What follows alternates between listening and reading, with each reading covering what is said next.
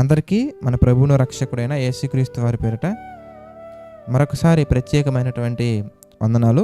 దేవుని యొక్క మహాకృపను బట్టి మనందరం కూడా ఈ విధంగా దేవుణ్ణి ఆరాధించటానికి, దేవుణ్ణి స్తుతించటానికి, దేవుని యొక్క వాక్యాన్ని గ్రహించటానికి, ధ్యానించటానికి దేవుడు మనకి దయచేస్తున్నటువంటి ప్రతి మేలును బట్టి మన తండ్రి అయిన దేవునికి కృతజ్ఞతాస్తుతులు చెల్లించుకుందాం. మరి కొద్ది నిమిషాలు దేవుని యొక్క వాక్యాన్ని మనం కనుక జాగ్రత్తగా ధ్యానించినట్లయితే ఎన్నో విషయాలు మనం గ్రహించవచ్చు. మరి బైబిల్లో నుంచి మనందరం కూడా సామెతల గ్రంథంలో కొన్ని విషయాలు మనం చూద్దాం. సామెతల గ్రంథము 1వ అధ్యాయము మనం 23వ వచనం మనం చూద్దాం. నా గద్దింపు విని తిరుగుడి. ఏమండి? నా గద్దింపు విని తిరుగుడి, ఆలకించుడి, నా ఆత్మను మీ మీద కుమ్మరించెదను, నా ఉపదేశమును మీకు తెలిపెదను. ఏదైనా ఒక ప్రమాదం జరుగుతున్నప్పుడు, ఏదైనా ఒక ఆపద ముంచి ఉన్నప్పుడు అధికారులు కానీ లేదంటే ఆ ప్రమాదం గురించి అవగాహన ఉన్నటువంటి వారు కానీ వారు దెబ్బతిన్న తర్వాత ఇంకెవరూ దెబ్బతినకూడదు అనే ఆలోచన కలిగినటువంటి ఏ ఒక్కరైనా కానీ ఏం చేస్తారంటే అక్కడ కాషన్ బోర్డ్స్ కానీ లేదంటే హెచ్చరిక, ఇక్కడ ప్రమాదం జరుగుతుంది జాగ్రత్త అని వాళ్ళు కొన్ని హెచ్చరికకు సంబంధించినటువంటి బోర్డ్స్ పెడుతూ ఉంటారండి. ఇక్కడ ప్రమాదకరమైనటువంటి మలుపు, జాగ్రత్త, ఇక్కడ ఎక్కువ ప్రమాదాలు జరిగాయి, యాక్సిడెంట్స్ ఎక్కువ అయ్యాయి అని బోర్డ్స్ పెడుతూ ఉంటారు. అయితే అది ఎప్పుడో ప్రమాదం జరిగినప్పుడు, అక్కడ ఎక్కువ మంది ప్రమాదానికి గురైనప్పుడు పెట్టే బోర్డ్స్ అనుకుంటే కనుక, ప్రేమ కలిగినటువంటి వారు,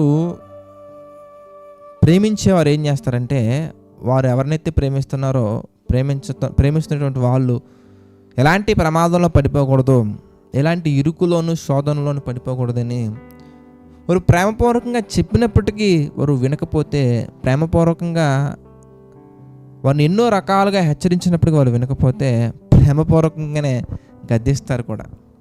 చిన్నపిల్లల్ని చూడండి, తల్లిదండ్రులు పెంచుకునేటప్పుడు వారిని పెంచే విధానం ఎలా ఉంటుందయ్యా అంటే, ఇలా చేయి నాన్న, అలా చేయి నాన్న, అలా చేయకూడదు నాన్న, ఇలా చేయకూడదు నాన్న అని చెబుతూ ఉంటారు. కానీ చిన్నపిల్లలు ఆ మాట జనరల్గానే చిన్నపిల్లలు వినరు. అవి వినప్పుడు చిన్నపిల్లల్ని గట్టిగా గద్దిస్తారు. Hi, don't do like that అని గద్దిస్తారు. అలా గద్దించినప్పుడు ఒకవేళ చిన్నపిల్లలు కనుక తల్లిదండ్రుల మాట అంగీకరించినట్లయితే కనుక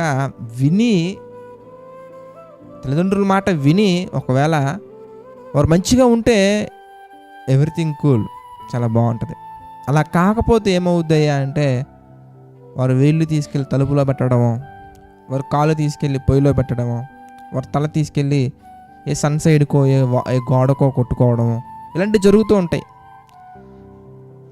వాళ్ళు అలాంటి స్థితిలోకి వెళ్ళకముందు తల్లిదండ్రులు, వాక్యానుసారంగా ప్రేమించే తల్లిదండ్రులు హెచ్చరిస్తారు, గద్దిస్తారు కూడా. చిన్నపిల్లలు ఏ విధంగా తల్లిదండ్రుల మాట వింటే వారి యొక్క శరీరానికి ఎలాంటి హాని కలగకుండా, మరి వాక్యానుసారంగా పెంచే తల్లిదండ్రులు అయితే కనుక, మరి వాక్యానుసారంగా పెంచే తల్లిదండ్రుల యొక్క పిల్లలు ఏ విధంగా అయితే ఆత్మీయంగా బలపడతారో దానిని మనం ఉదాహరణగా మనం తీసుకుంటే, ఒకవేళ ఎగ్జాక్ట్గా అలాంటి సినారియోస్ గురించే దేవుడు మనతో మాట్లాడుతున్నారు. ఏమనంటే, నా గద్దింపు విని మీరు తిరగండి. ఎందుకంటే దేవుని యొక్క మాటల్లో ఏముంటుంది, దేవుని యొక్క మాటల్లో ఉండే గొప్పతనం ఏంటి అంటే, దేవుని యొక్క మాటలో ఎలాంటివయ్యా అంటే, ఎంత మధురమైనవయ్యా అంటే, దేవుని యొక్క మాటలు వినటం వలన మనకి ఏమొస్తుంది అనగానే కొలస్సీలకు రాసినటువంటి పత్రికలో 2వ అధ్యాయంలో 3వ వచనం కనుక మనం చాలా జాగ్రత్తగా ఈ యొక్క దినాన్ని మనం ఒకసారి చూడగలిగినట్లయితే కనుక, బుద్ధి జ్ఞానముల సర్వసంపదలు, చూసారా, బుద్ధి జ్ఞానముల సర్వసంపదలు ఆయన యందే గుప్తములై ఉన్నవి. బుద్ధి జ్ఞానము సర్వసంపదలు అంటే, మరి చిన్నప్పుడు బాల్యంలో కొన్ని కొటేషన్స్ కూడా మనం నేర్చుకుంటూ ఉంటామండి. మన దగ్గర నుంచి బంగారం దొంగిలించవచ్చు, ధనం దొంగిలించవచ్చు, లేదంటే మన దగ్గర ఉన్నటువంటి వస్తువులు దొంగిలించవచ్చు, కానీ జ్ఞానాన్ని దొంగతనం చేయలేరు. పైగా జ్ఞానం అనేది ఎలాంటిదంటే ఇతరులకి షేర్ చేస్తే పెరిగేది తప్ప ఇతరులకి షేర్ చేస్తే తగ్గేది కాదు. మన దగ్గర ఒక 2 lakhs ఉన్నాయనుకోండి, 2 lakhsని తలా ఒక 10,000 మనం షేర్ చేసుకుంటూ వెళ్ళామనుకోండి, కొంత దూరం వెళ్ళిన తర్వాత లేదా కొంతమందికి మనం పంచిన తర్వాత ఆ అమౌంట్ క్లోజ్ అయిపోతుంది. ఆ అమౌంట్ మన దగ్గర నుంచి తరిగిపోతుంది. లేదా మన దగ్గర ఉన్న వస్తువులు ఏవైనా కానీ మనం పంచితే తరిగిపోతాయి, కానీ మనం పంచితే పెరిగేది, మనల్ని ఇంకా వెలుగులోకి నడిపించేది దేవుని యొక్క జ్ఞానం మాత్రమే. అందుకే బుద్ధి జ్ఞానముల సర్వసంపదలు ఎలా ఉండాలి, ఎలా ఉండకూడదు, ఎలా చెయ్యాలి, ఎలా చేయకూడదు.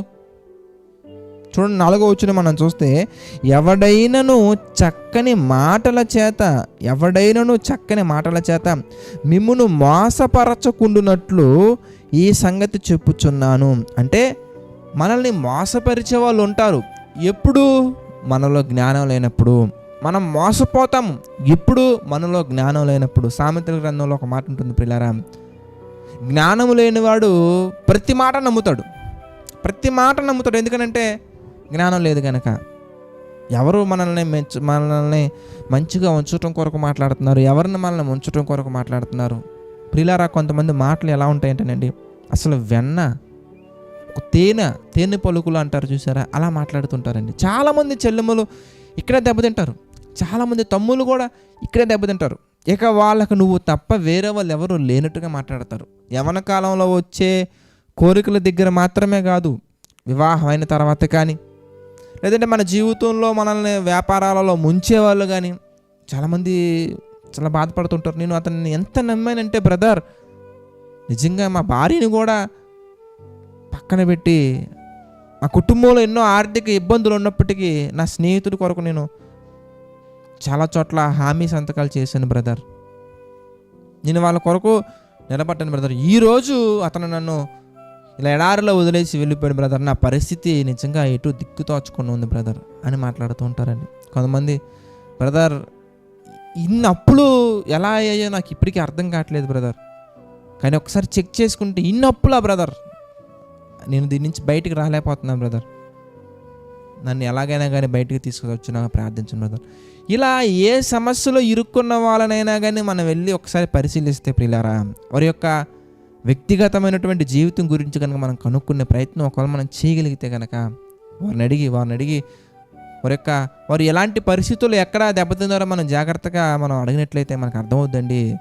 ఎక్కడో ఒక దగ్గర 100కి 99% ఎలా ఉంటుందంటేనండి, వారు చక్కని మాటల చేత మోసపరచబడ్డారు. ఎందుకంటే తీయనైన మాటలు వాళ్ళకి ఇంపుగా ఉండటం వలన వాళ్ళు ఎక్కువగా నమ్మారు. నమ్మటం వల్ల ఏమైందంటే మోసపోవటం జరిగింది. చెల్లెములైతే, అన్నయ్య నేను బయటికి చెప్పుకోలేను కానీ చాలా నమ్మాను అన్నయ్య, నమ్మక ద్రోహం చేశాను అన్నయ్య. తమ్ముళ్ళు కూడా అలాగే అంటూ ఉంటారండి.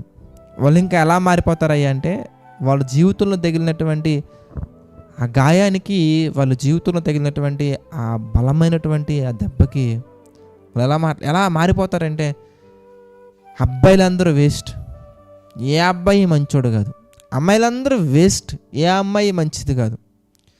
ఇంకా వాళ్ళ మాటలు ఎంత నిరుత్సాహంతో ఉంటాయంటే, ఎంత నిట్టూర్పుతో ఉంటాయంటే, సర్లే వదిలేయండి, ఇంక జరిగింది. ఇంకొంతమంది అయితే, నాకు వచ్చినటువంటి ఈ గాయం, నాకు వచ్చినటువంటి ఈ ప్రమాదం అనేది నా శత్రువులకు కూడా రాకూడదు,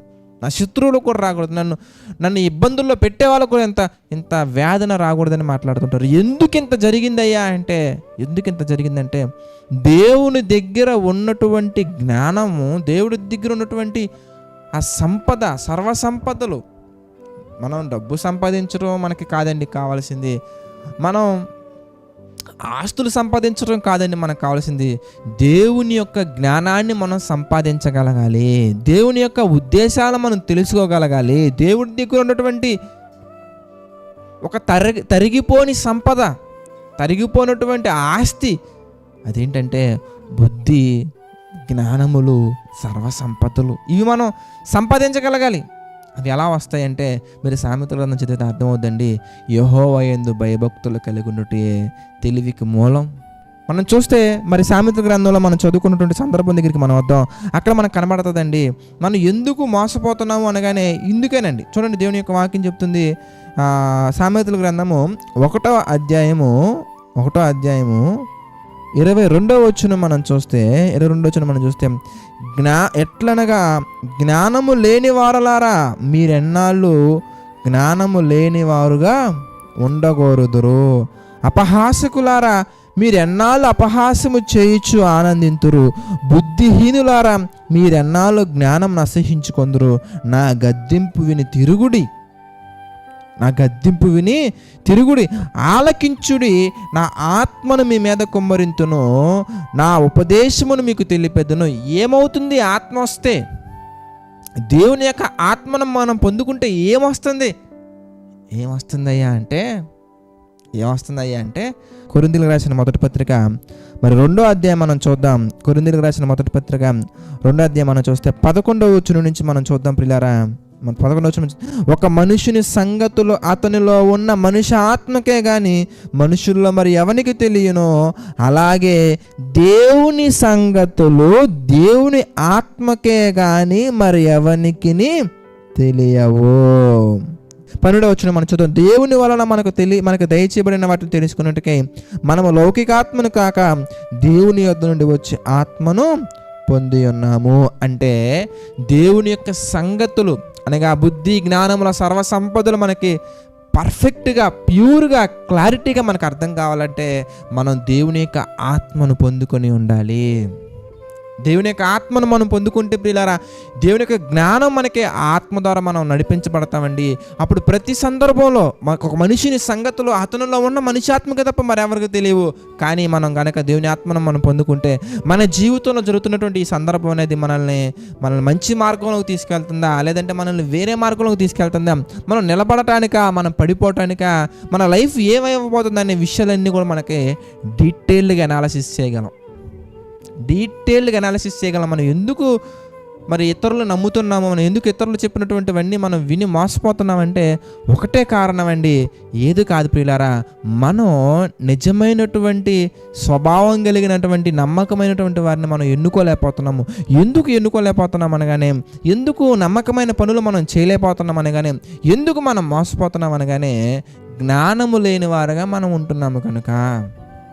ఒకవేళ జ్ఞానం ఉంటే, జ్ఞానం కలిగిన వారు ఏం చేస్తారని ఒక సందర్భం మనకి బైబిల్లో మనకు కనబడుతుందండి. మరి ప్రసంగి గ్రంథము 8వ అధ్యాయం మనం చూద్దాం ప్రియులారా. 8వ అధ్యాయం 1వ వచనం మనం చూద్దాం. జ్ఞానులతో సములైన వారెవరు, జరుగు వాటి భావమును ఎరిగిన వారెవరు. అంటే జ్ఞానులతో సమానులైనటువంటి వారు మాత్రమే, జ్ఞానము కలిగినటువంటి వారు మాత్రమే జరుగుతున్నటువంటి భావాన్ని గ్రహించగలరు. అలాంటి భావాన్ని మనం గ్రహించగలగాలంటే దేవుని జ్ఞానం మనకు కావాలి. దేవుని జ్ఞానం మనకు కావాలంటే దేవుడి యొక్క గద్దింపు వినాలి. తప్పు చెల్లమ్మా, అది చెయ్యొద్దు అని దేవుడు వాక్యం ద్వారా ఖండించినప్పుడు, దేవుడు వాక్యం ద్వారా గద్దించినప్పుడు మనం ఏం చేయాలంటే ఆ వాక్యాన్ని విని, నీతో దేవుడు సూటిగా మాట్లాడతారు, ఇదిగో నువ్వు ఇది చెయ్యొద్దు, ఇది చెయ్యాలి, ఇది చెయ్యి అని దేవుడు నిన్ను గద్దించినప్పుడు ఆ గద్దింపు విని మనం తిరగాలి, ఆయనకి లోబడాలి. ఆయనకి లోబడితే ఆయన అంటున్నారు, ఇదిగో నేను మీకు ఆత్మను అనుగ్రహించేదను, నీకు పరిశుద్ధాత్మని ఇస్తాను. ఆ ఆత్మను మనం పొందుకుంటే దేవుని జ్ఞానం మనలో ఉంటుందండి. అప్పుడు మనం ఏం చేయొచ్చు తెలుసా? ఓకే, ఇది మంచిది, ఇది చెడుది, ఇది మనల్ని మంచి మార్గంలో తీసుకెళ్ళట్లేదు. ఈ నడిపింపు మనకి ఎప్పుడు వస్తుందంటే మనుషుల నడిపింపు కాదు మనకు కావాల్సింది, మనుషుల నాయకత్వం కాదు మనకు కావాల్సింది, మనుషుల యొక్క ఆలోచన ప్రకారంగా కాదు. మనకి ఏదన్నా ప్రాబ్లం వచ్చిందనుకోండి, ఆయన పెద్ద తలకాయ కదా, ఆయన బాగా చెప్తారులే అంటూ ఉంటారండి. పెద్ద తలకాయ కాదు, పరిశుద్ధాత్మ ఉంటే పర్ఫెక్షన్ వస్తుంది. పెద్ద తలకాయ ఉన్నటువంటి వారు మేబీ వారి అనుభవాన్ని బట్టి మనకు చెప్తారు. కానీ ప్రియులారా, దేవుని యొక్క ఆత్మానుభవం అనేది మనిషి యొక్క అనుభవం కంటే కూడా చాలా పెద్దది. అసలు మనం కంపేర్ చేయలేమండి. పరిశుద్ధాత్మ దేవుని నడిపింపు మనకి కావాలని మనం కోరుకోండి, పెద్ద మనుషులు నడిపింపు కాదండి. పెద్ద మనుషులు ఏముందండి, ఎవరు 100 రూపాయలు ఇస్తే వాళ్ళకి ఎక్కువ, వాళ్ళ తరపున మాట్లాడతారు. మనం కొన్ని సందర్భాల్లో మనం చూస్తున్నాం కదండి. కొన్ని చోట్ల కొంతమంది పెద్ద మనుషులు ఎలా ఉంటారంటే, అందరూ కాదులేండి, కొంతమంది పెద్ద మనుషులు ఎలా ఉంటారంటే 10,000 ఇవ్వు, మొత్తం సందర్భం అంతా నేను వైపు తిప్పేస్తాను నేను అంటారండి. వాళ్ళ దగ్గరికి వెళ్ళి వాళ్ళు 10,000 ఇస్తున్నారు, నువ్వు ఒక 20,000 ఇస్తావా, సందర్భం మొత్తం నీ వైపు తిప్పేస్తా, సిచ్యువేషన్ అంతా కూడా నీకు అనుకూలంగా చేసేస్తా అంటూ ఉంటారండి. అంటే వాళ్ళు మాట్లాడిందే మాట, వాళ్ళు మాట్లాడిందే వేదం అని మీరు వాళ్ళని నమ్మి వాళ్ళ దగ్గరికి వెళ్ళారు కనుక మీ జీవితంతో ఆటలాడుకుంటున్నారు వాళ్ళు. అలా కాకుండా దేవుని గద్దింపు విని మనం దేవుని వైపు తిరిగినట్లయితే కనుక యవ్వన కాలంలో ఉన్నటువంటి వారికే కానివ్వండి, లేదంటే ఎవరికైనా కానీ ఏం చేయాలి, ఏం చేయకూడదు, ఏం చేస్తే ఏం జరుగుద్ది, ఎలా ఉంటే ఎలాంటి సమస్యలు వస్తాయి, ఎలాంటి సమాధానం దొరుకుతుంది అనే ఇవన్నీ కూడా మనకి డీటెయిల్గా, పర్ఫెక్ట్గా, ప్యూర్గా మనకి తెలియాలంటే మనం ఏం చేయాలో తెలుసా? దేవుని యొక్క చిత్త ప్రకారంగా మనం నడుచుకోగలగాలి. దేవుని యొక్క చిత్తానుసారంగా మన జీవితాన్ని మనం కట్టుకోగలగాలి. దేవుని యొక్క ఆలోచన చొప్పున మనం ముందుకు సాగగలగాలి. అందుకే నా గద్దింపు విని తిరుగుడి అంటే దేవుని యొక్క వాక్యం చెప్తుంది. దేవుని గద్దింపు విని మనం తిరిగితే ప్రియులారా ఎన్నో మేలులు మనం పొందుకుంటాము. ఆ మేలుల్లో ఒకటి అద్భుతమైనటువంటి మేలు ఏంటంటే పరిశుద్ధాత్మను మనం పొందుకుంటాం. పరిశుద్ధాత్మ మనం పొందుకుంటే ఏం జరుగుద్దయ్యా అంటే ప్రియులారా మన జీవితంలో ఎలాంటి కీడు మన దగ్గరికి రాకుండా ప్రతి మేలు మనం పొందగలం, ప్రతి విషయాన్ని మనం గ్రహించగలం. అప్పుడు మనకి ఎవరు మనల్ని ఏ రకంగా మోసం చేయడం కోసం వస్తున్నారు, ఆ మనుషులను మనం నమ్మొచ్చా లేదా, ఏ మాటలో నిజమెంత, ఏ మాటలో లోతు ఎంత, ఇవన్నీ మనం గ్రహించే శక్తి మనకి దేవుని జ్ఞానం ఉంటేనే మనకు వస్తుంది ప్రియులారా. కనుక అలాంటి జ్ఞానాన్ని మనం పొందుకోవాలని, అలాంటి జ్ఞాన ప్రకారంగా మరి జ్ఞానయుక్తంగా మనం నడుచుకోవాలని నేను మనస్ఫూర్తిగా కోరుకుంటూ నా ఈ మాటలు ముగిస్తున్నాను. ప్రార్థన చేసుకుందామండి. ప్రార్థన. ప్రేమ కలిగినటువంటి, దయగలిగినటువంటి మా ప్రియమైన పరలోకపు తండ్రి, పరిశుద్ధుడ, మహోన్నతుడ, సకల ఆశీర్వాదములకు కారణభూతుడైన తండ్రి, అనేకమైన విషయాలు మాకు తెలియజేస్తూ తండ్రి మీ చిత్త ప్రకారంగా నడిపిస్తూ మమ్మల్ని ముందుకు తీసుకువెళ్తున్నందుకు కృతజ్ఞతాస్తుతులు చెల్లించుకుంటున్నాము తండ్రి. మమ్మల్ని దీవించండి, ఆశీర్వదించండి, బలపరచండి తండ్రి. మీ యొక్క చిత్త ప్రకారంగా తండ్రి ప్రతి పని మేము చేయనట్లుగా ఒక సహాయం చేయండి తండ్రి. ఈ ఉదయకాల సమయమున తండ్రి నీ మాటలు ధ్యానించడానికి, అదేవిధంగా తండ్రి నీ ఉద్దేశాల ప్రకారం నడుచుకోవడానికి, మిమ్మల్ని స్తుతించడానికి, ఆరాధించడానికి, మహిమపరచడానికి తండ్రి మీరు ఇచ్చినటువంటి ప్రతి అవకాశాన్ని బట్టి కృతజ్ఞతాస్తుతులు చెల్లించుకున్నాం తండ్రి. మరి ముఖ్యంగా తండ్రి ఈ రోజున మా తండ్రి చూడలేనటువంటి వారు ఎంతోమంది ఉండగా తండ్రి ప్రభువా సజీవుల సంఖ్యలో మమ్మల్ని ఉంచుతండ్రి, మృతుల సంఖ్యలో చేర్చగా తండ్రి మీ యొక్క మాటలు గ్రహించడానికి, మీ చిత్త ప్రకారం నడుచుకోవడానికి మీరు సహాయం చేస్తున్నారు తండ్రి. అందును బట్టి మీకే మహిమ, ఘనత, ప్రభావాలు చెల్లించుకుంటున్నాం ప్రభువా. తండ్రి మమ్మల్ని దీవించండి, ఆదరించండి తండ్రి, బలపరచండి ప్రభువా. ఆర్థిక, ఆరోగ్య, మానసిక సమస్యలు కురిగిన ప్రతి ఒక్కరిని మీరు జ్ఞాపకం చేసుకోండి తండ్రి. ప్రతి ఒక్కరికి మీ కృప తోడుగా ఉంచి నడిపించండి, సహాయం చేయండి, బలపరచండి తండ్రి. పరిశుద్ధుడా, మహోన్నతుడా తండ్రి, పరిచర్యను మా తండ్రి యథార్థంగా కొనసాగిస్తున్న ప్రతి సేవకులను వారి కుటుంబాలను మీరు దీవించండి, ఆశీర్వదించండి తండ్రి. జేసీ చర్చ్ పరిచర్యలు మీరు జ్ఞాపకం చేసుకుని తండ్రి ప్రభు. ఆర్థికంగా కొరతగా ఉన్న ప్రతి ఒక్కటి మా తండ్రి, కుదువుగా ఉన్న ప్రతి ఒక్కటి మా తండ్రి మీ చిత్త ప్రకారంగా జ్ఞాపకం చేసుకుని తండ్రి. మీ చిత్త ప్రకారంగా తీర్చండి, మీ చిత్త ప్రకారంగా బలపరచండి, మీ చిత్త ప్రకారంగా ఆదరించండి తండ్రి. ప్రతి ఒక్కటి కూడా మా తండ్రి మీ యొక్క ఆలోచన చొప్పున జరిగించమని మా అందరి జీవితాలను మా తండ్రి మీకు అప్పగించుకుంటూ తండ్రి సమస్త మహిమ, ఘనత, ప్రభావాలు మీకే చెల్లించుకుంటూ మరొకసారి తండ్రి మా ప్రభువును రక్షకుడైన యేసుక్రీస్తు వారి పేరిట ఈ ప్రార్థన అడిగి వేడుకొనుచున్నాము తండ్రి. ఆమేన్. అందరికీ వందనాలండి. God bless you all.